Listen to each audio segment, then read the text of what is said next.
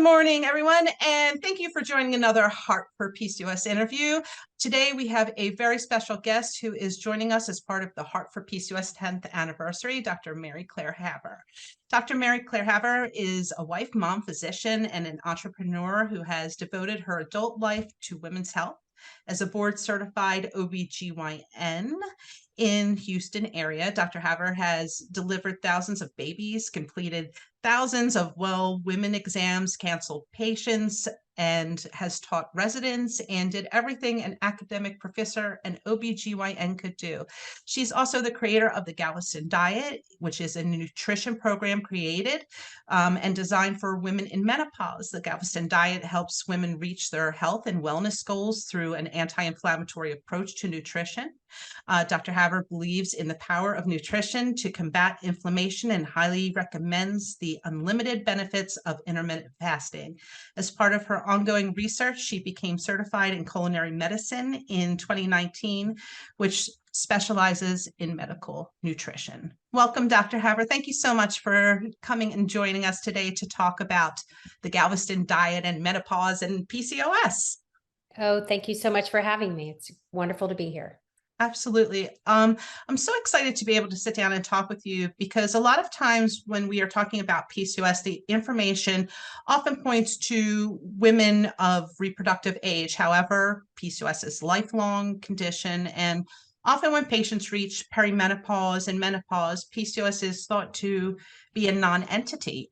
So we now realize that many women with PCOS face some of the more difficult symptoms in metabolic consequences later in life. So let's talk a little bit about menopause, nutrition, and strategies in PCOS patients that they can use to optimize health later in life. When a patient with PCOS comes to see you, what may be your first approach in establishing a care plan for them? So right now, my clinic focuses on the care of the menopausal woman. So she is coming to me past childbearing. So we're going to now focus on her health and life risks, incorporating PCOS as a, part of her treatment plan. And so knowing that most women with kind of traditional polycystic ovarian syndrome, it's really not our ovaries that are sick. It's our insulin, the way our body processes sugars and glucose, and, the high insulin levels then affect the ovaries, which lead to the cysts, and, on and on and on. So knowing that she has dealt with increased levels of insulin most of her life, and she has differed than 90% of the female population in how she processes a glucose load, that's kind of where we approach, how we start the discussion around what her long-term health benefits and what she's going to have to work a little bit harder on versus someone without PCOS as she goes through the menopause phase. Yeah. So, when a woman is going through perimenopause in PCOS, it's kind of hard to tease out what is perimenopause and what is PCOS because so many of the symptoms overlap. Yeah. Okay. Irregular missed periods, weight gain, central fat distribution, mood swings, difficulty sleeping, increased body and facial hair, acne, all of that is, related to both conditions. Where we kind of tease out, is this really, are we starting to see more of the menopause symptoms versus PCOS? Typically, hot flashes and night sweats are new to a woman with PCOS who's starting to go through perimenopause. Sexual dysfunction and libido, if not related to body image, just pure, like I had a great sex life before, then all of a sudden I have a desire issue where I never had one. That's more related to perimenopause. Bone loss and pelvic pain pelvic pain is more likely related to PCOS if you have a lot of cysts and discomfort rather than, something new to perimenopause and menopause. Gotcha. So what are some of the first steps we can take to help us manage these imbalanced hormones and inflammation and insulin resistance, all factors in PCOS patients that can increase risk for diabetes and cardiovascular disease, especially later in life? Sure. So you kind of have a double whammy with PCOS in that, as we go through perimenopause, certain health risks increase, cardiovascular disease, lipid disturbances, mental health disorders, all of those go up unrelated to age. Simply, if you take two 45-year-old women, okay, and one is menopausal and one is not, just leave PCOS out of the equation for now. The woman who went through menopause at 45 has a higher risk of depression, stroke, diabetes, cardiovascular disease, okay? Wow. Simply based on what her hormone status was doing. When you layer on the fact that she has dealt with PCOS her whole life, those risks are going to increase even greater. And Crazy. so the Galveston diet was born out of my frustration and the old calories in, calories out, mantra, not really working for me or my patients at this stage. And so the principles of lowering inflammation through nutrition, through fasting, through ways to get our insulin levels down actually work well for the PCOS patient at any stage of her life. So I would recommend Galveston diet principles for everyone with PCOS, regardless of their menopausal status. And the sooner you can get those principles down, the better off you're going to be in lowering the risk of disease. So can you talk a little bit more about the Galveston diet and how it can help optimize health?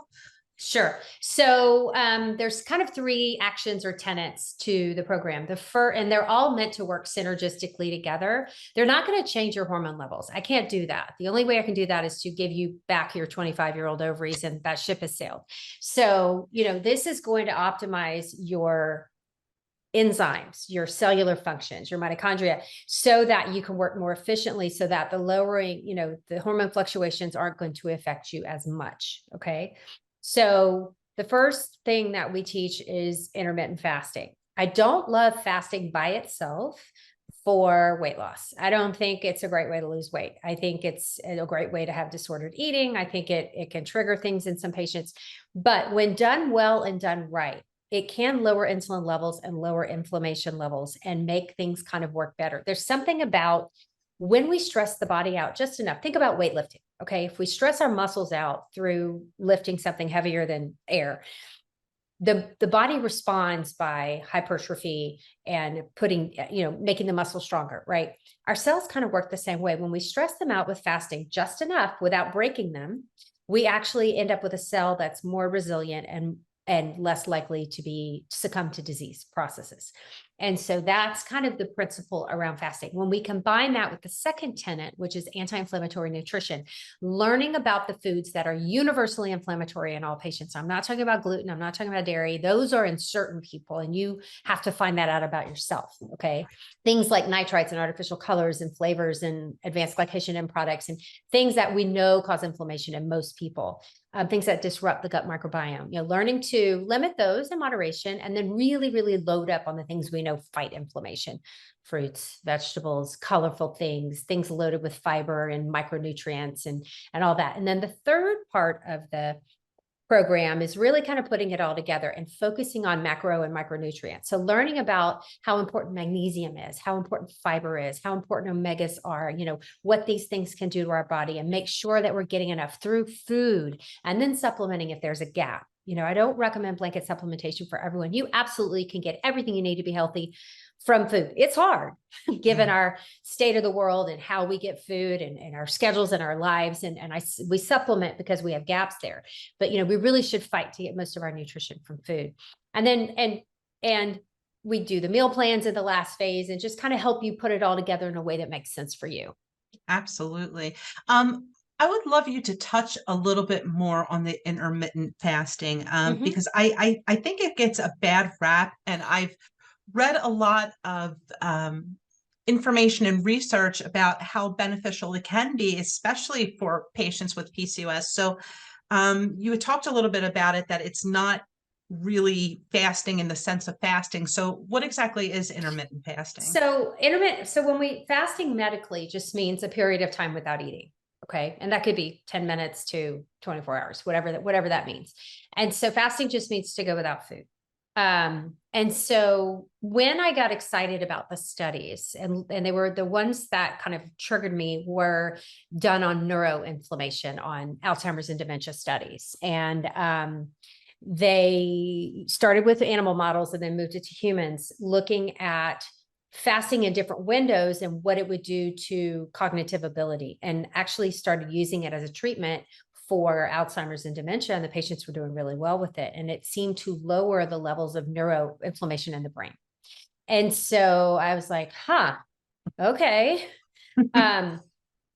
And so then they started looking at other organ systems, and it seems to kind of be a systemic thing where general markers of inflammations are lowered in people who fast. Now, there's multiple ways to fast. What I teach our students is what we call a 16-8. It's daily intermittent fasting. I like building new habits in people, things that you do every day that are easy to maintain. I don't like jumping around.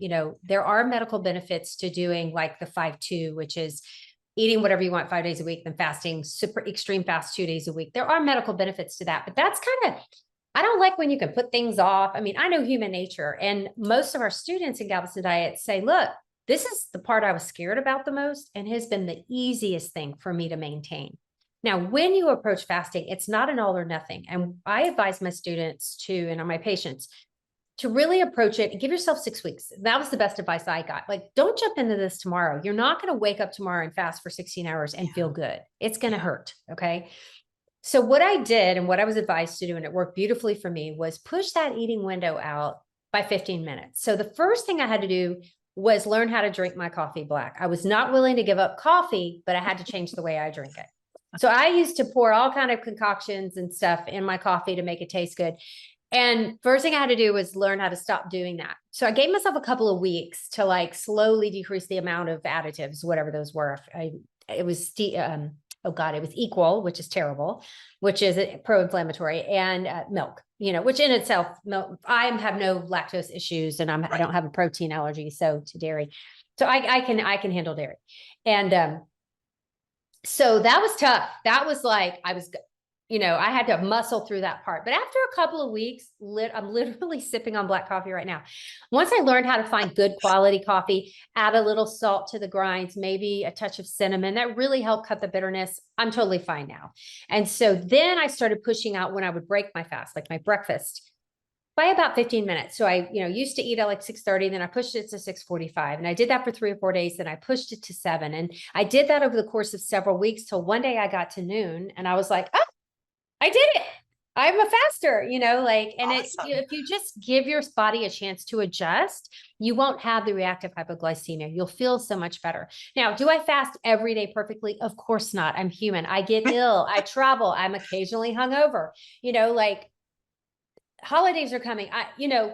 But 90% of the time I fast and I don't even think about it. It's just a normal part of my day. So yeah, it's creating a strategy. And I know like weight gain is a symptom of menopause, which can also increase the insulin resistance. It's found in up to 75% of patients with PCOS, independent of whether they are thin or obese. So with these strategies, what can you recommend to help keep these insulin and blood sugar levels in check when we start fasting? And you were talking about hypoglycemia. So really, easing into that fasting process, listening, this is where the intuition comes in. If you're hungry, you need to eat. There's no reason to push through nausea or push through dizziness or lightheadedness. Make sure that you are hydrated. You've got to hit the fluids through your fasting period as much as possible, and then, the top things that I recommend, especially with the patients with PCOS, is you have to make sure you're getting enough fiber in your diet per day. Fiber is going to do so much. Feed your gut microbiome, do good things for your colon, decrease the rate of glucose absorption into the bloodstream, which is going to naturally lower those insulin levels. And so a woman getting 25 grams of fiber per day is going to do much better than a woman who's not. And in the standard American diet, most women are only getting 10 to 12 grams per day. So learning how to choose the foods that are going to be fiber rich, supplementing if you need to. I push to 35 grams per day. I have a terrible family history of cancer. So I'm pushing all the buttons to try to decrease that risk. And so, making fiber is key here for keeping those insulin levels down and the inflammation levels down. Absolutely. And one of the things that I don't think people realize with fiber is, like, I know when I was first told to increase fiber, I was like, oh man, I got to drink those gritty drinks and take these pills. But there are a lot of foods that actually are a natural source of fiber. Berries, legumes, seeds, nuts, anything from the ground has fiber. Anything that's crunchy has fiber, broccoli, carrot, So, eating, diet, you can totally get to 25. Avocado, like literally, I'm an avocado a day girl, and it checks so many of my boxes. I get so close to my fiber goals. I get my healthy fat goals. I'm getting beautiful and I love them, thank God.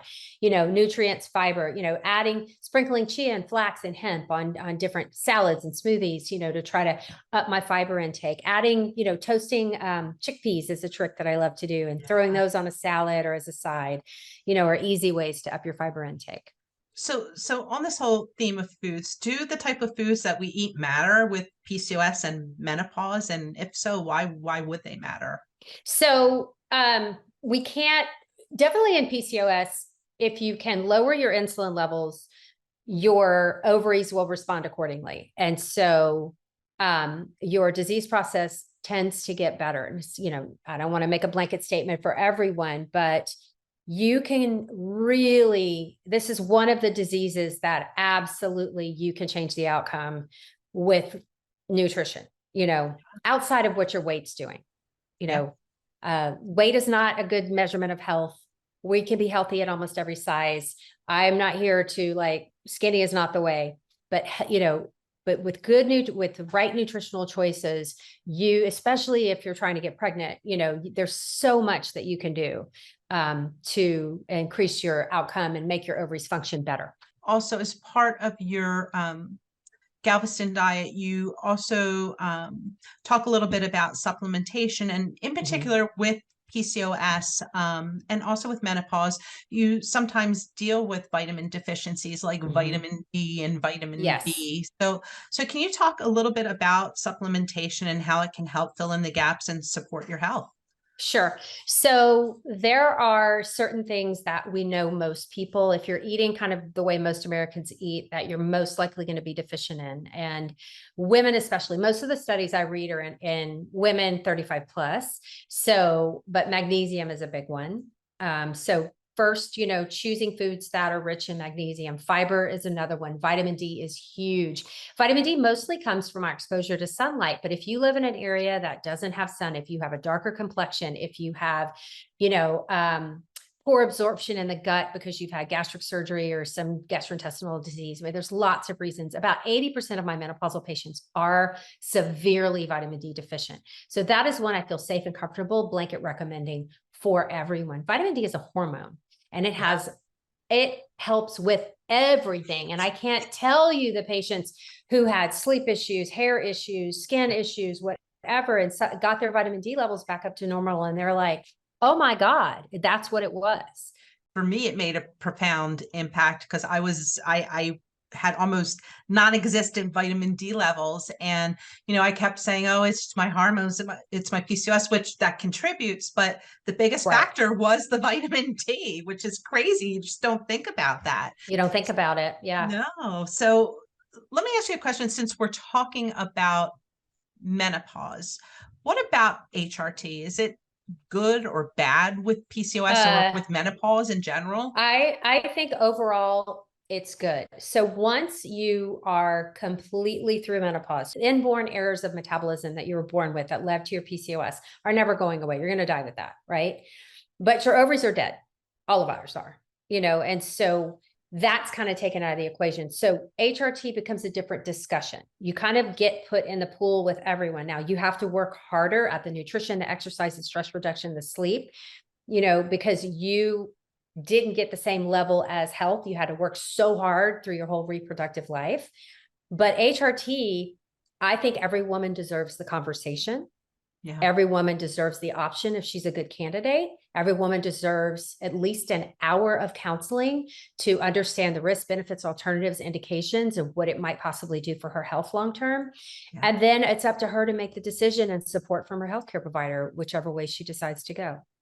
I love that, because you're really counseling the patient and giving the patient the option. And a lot of times, I think the patient voice kind of gets lost. So it's refreshing to hear that someone will give you that option to choose what is best for you. I think that's a really important takeaway. So Beyond adjusting nutritional needs as we age, what considerations should we give to other lifestyle factors such as exercise, sleep, and stress reduction, and why?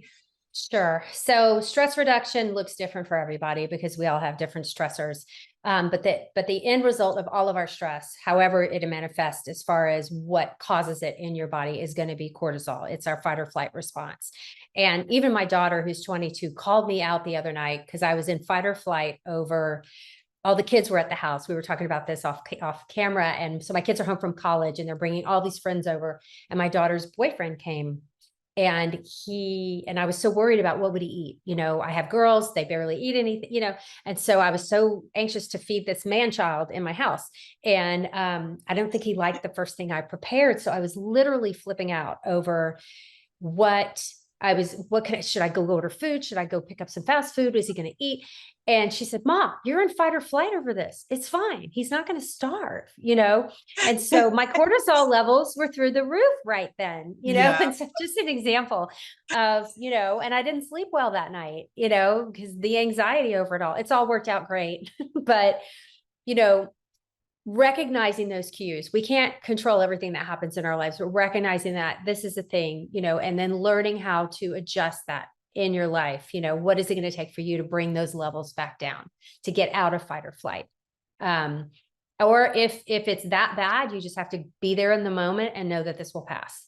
To wrap some of this up, what are some tips or advice you can give to our audience about preparing for menopause? What do we need to know when we're going into this? So one, you need to know it's more than just hot flashes, and that there are at least 34 recognized symptoms of perimenopause. And I think just educating yourself and being aware of what might happen is going to bring those cortisol levels down for so many of this. What's happening now is we have such a systemic lack of education and training in the menopause space. Even in my own OBGYN training, I'll be absolutely honest about it. It's ridiculous that a third of women in the United States right now are somewhere in their menopause journey. And I spent probably less than 5% of my training on menopause care. And not that the stuff I learned wasn't important. I mean, delivering babies, oncology, pediatrics, cancer, fertility, all the things, PCOS, I have much more training on PCOS than I did on menopause. Plus I had PCOS. So I was very interested, I paid attention. And I just remember menopause being this nuisance, annoying thing. And I'll get to it when I get to it. And then realizing that I was completely unprepared for myself, that I was probably doing a terrible job counseling patients. And I just had to completely re-educate myself. And now I've devoted my life to menopause care. So educating yourself, knowing what's possibly coming, knowing what options are available to you, knowing that you can't keep doing what you're doing and expect the same level of health. You're going to have to make some changes. And so I have a great blog on our website for PCOS and menopause. I have so many questions about that. So I wrote a whole blog about it. If your followers want to go check it out. I definitely want them to check it out because I was reading through it and it is transformative, gang. Definitely we'll share the link so all of you can read it and connect with it. And, I really appreciate you taking the time to talk with us because I think it's important that we start changing the narrative about women's health, especially when we begin to age, especially with PCOS when we're, again, told that it doesn't matter when you get older, and it does. So I am so grateful to you with all of your knowledge, and I would love people to know how they can connect with you through social media, your website, and of course, where they can find your book, The Galveston Diet. Their book. Yeah. So the book, if you go to galvistondiet.com, we have a whole, right on the front of the page, there's a link to where to find the book. It's right now, it's in pre-order now. It's being released January 10th. So I'm not sure when this podcast is coming out. And we are actually in a bestseller running right now. The sales are going really, really well. I'm so excited. I can't believe it. We'll see, I'm just manifesting right now, but so you can go, Amazon, lots of booksellers, anywhere you can buy books, you can find it. So it's available. Awesome. Everyone grab a copy of this, especially if you're like me and going through menopause, learn, educate yourselves, connect, and share the knowledge that you learned today. Talk about it, guys. talk about it to your children, your cousins, your nieces, your sisters, ask your mothers, your aunts. Just open this conversation up. We cannot hide menopause anymore. Thank you for saying that. And I agree with you 1000%. Dr. Mary Haver, thank you so much for joining me today, for sharing your expertise, for educating everyone. And I cannot wait to see your book, to read your book, and to connect with you in the future to help guide women who are going through perimenopause and menopause. So thank you. You're so welcome. Everyone, make sure to continue to tune in to Heart for PCOS for more interviews, events, fundraisers, ways to get involved and to raise your voice and raise awareness. I thank you for joining us this afternoon, and have a great day.